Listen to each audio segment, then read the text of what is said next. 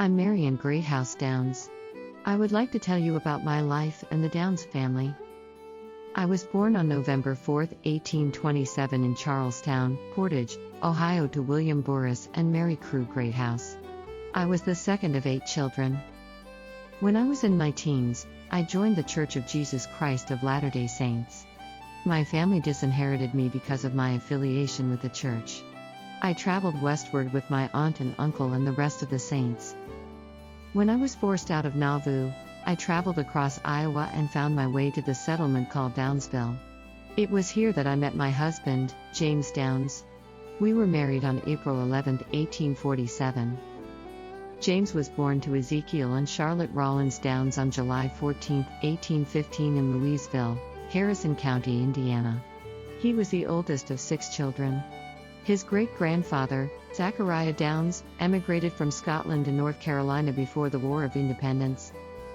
His family immigrated to Illinois in the fall of 1828 and in the spring of 1829 located 12 miles below Quincy.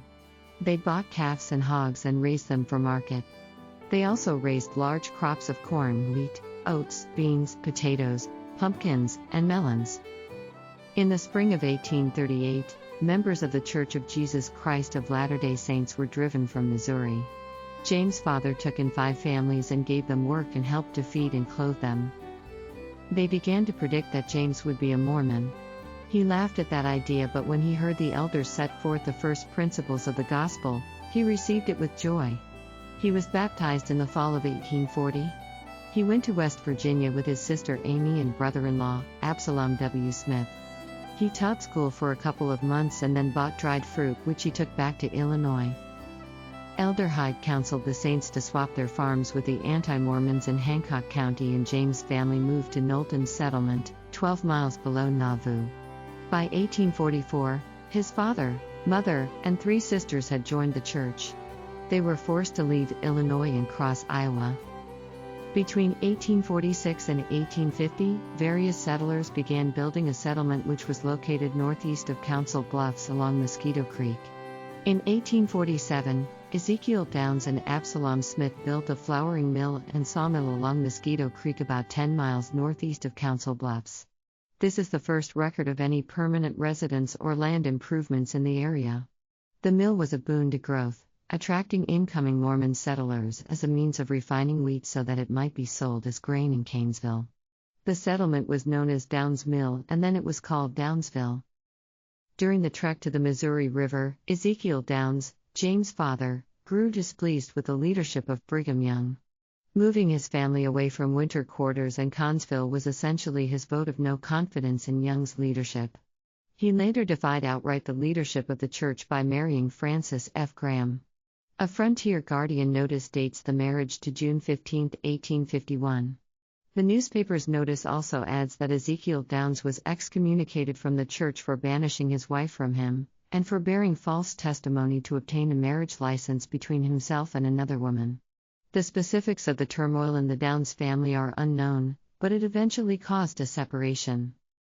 James was called the bishop of the Pleasant Grove branch. The residents of Downs Mill and Pleasant Grove attended this branch together. While living in Downsville, we had 2 children. Naomi Jane was born on February 1, 1848, and Lorena Ann on April 23, 1849. Our little family joined the Warren Foot Company to come to the Salt Lake Valley. Ezekiel remained in Iowa with his youngest son, Sidney, and Charlotte left with us for the Salt Lake Valley.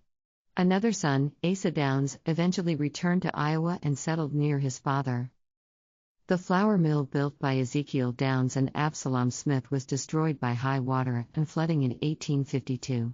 Though the sawmill survived, Ezekiel and his son Asa, who had bought Absalom Smith's rights to the mills, sold to William Garner.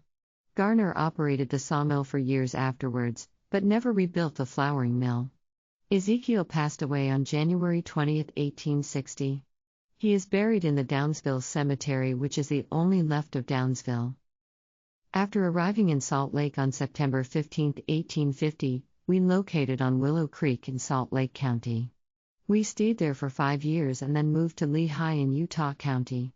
After 5 years in that area, we sold out and moved to Smithfield in Cache County, where we remained the rest of our days.